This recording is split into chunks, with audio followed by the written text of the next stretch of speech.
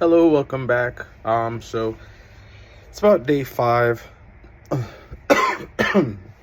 the raw journal of the trading of Apex accounts.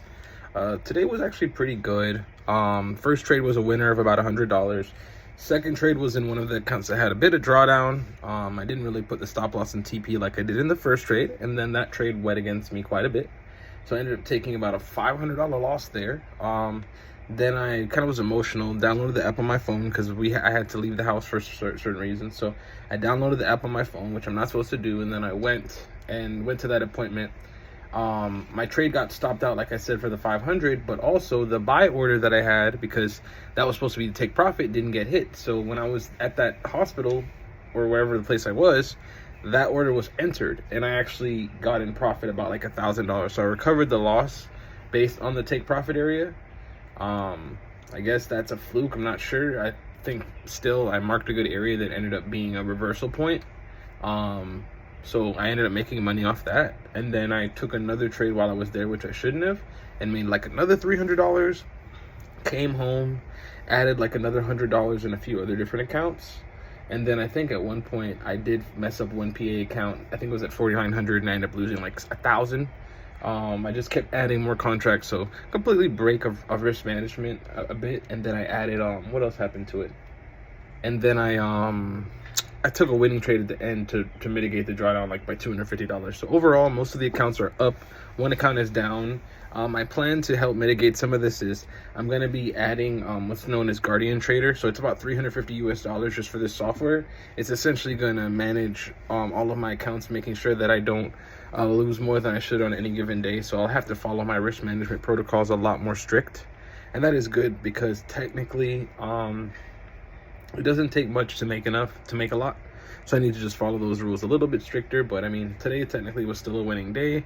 At the end of the day, I kind of just overdid it a little bit, but still a winning day. So going into tomorrow, I'll be at a different location, so I'll be able to use that mobile terminal, and I get to see how that works out. I didn't do any copy trading today. Copy trading may have helped out on some of the trades, but definitely on other trades it would have been terrible. So I might just stay away from copy trading for now until I have the full 20 accounts.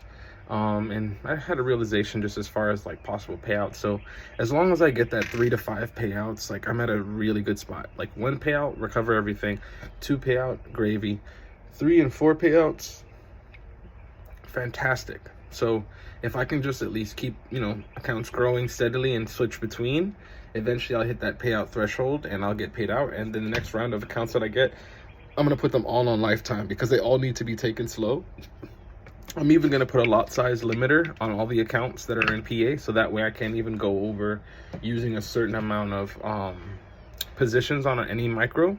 And it'll be worth it in the long term because once I pay for the account and I pay for the lifetime, it's my account. It's not like the monthly where it's like, okay, make money and then pay this, pay that. But it was a lesson to be learned. So I think I lost 1 PA account so far. I think I have one that's maybe $200 from being lost, another one that's like 500.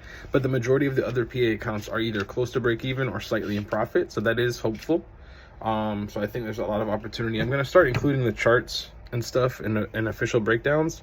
But I really just need more memory on my phone. But again, I am grateful to be able to document this, and essentially the main keys I need to take away is just really focus on following the rules.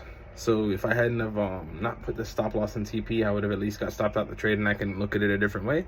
And I wouldn't have lost 500, so I wouldn't have had to go back and make 1,000. So it ended up just being a $500 winner, but maybe I could have lost 100 and then get in another trade and be up 100. But realistically, the only reason I took that aggressive risk because that account was closer to being blown anyway. And since these accounts are on the monthly recurring, I kind of want to be a little bit more aggressive, so that way if I lose them, it's whatever. Because I don't want to be close and then have to repay for it. I'd rather just lose it and pass another challenge, because the more I traded, the more comfortable I get in realizing like it's just about investment. Like I can just gotta have challenges on the back end waiting, and then once you have lifetime, it's like you got to just focus on using the correct risk. So five micros is turning out to be more than enough. But that's pretty much it for today. I mean, I kind of failed as far as like working out wise. Like that's something else I want to incorporate. I need to make sure that I'm hitting my fitness. So after this video, I'm gonna go hit some fitness stuff. But making sure that I'm always active fitness wise, at least twice a day, right? If I want to trade twice, I gotta work out twice. I have to start having more synchronicity between different stuff. Additionally, just eating better overall. Eat better, be better, you feel me? And keep trading the markets. I can't tell you how amazed I am that you can make $100 that quick. And it's like, if I would just trust my intuition and I connect the accounts, that could be, you made $2,000 that quick. You know what I'm saying? So it's like, gotta really just manage risk at all times so that you can go on to manage risk across all accounts. And it's a long time journey, and it's like some people say don't link them all together. I think most of the people I follow say don't link them all together. You feel me? They usually do groups or they do solos. So I'm gonna do groups and do solos, because ultimately I find myself looking for many different trades anyway. So there's no reason to, assume all the risk in one account or one group of accounts, like the whole set. So progress, you know what I'm saying? Payday coming up, another payday coming up, so I can use some of that additional bread if I'd like. Because if it comes from my other job, I put it towards, investment. So probably use some of that money and buy some more challenges, or even just reset some and just try to flesh out at least a clean 15 challenges pass, because I think I could pass them in bunches. The market is pretty fluid. Like, once you're on the right side, you can make good money.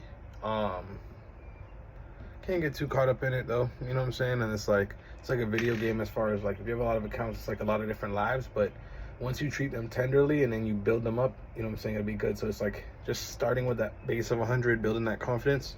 But ultimately the goal is to get to consistently making 200 in each account, 300 in each account, and then at that point everything will just be gravy. So just stay consistent, show back up tomorrow. I really put in some workout, put in some work with work, you know what I'm saying, make this shit happen, because I only got one life, bro.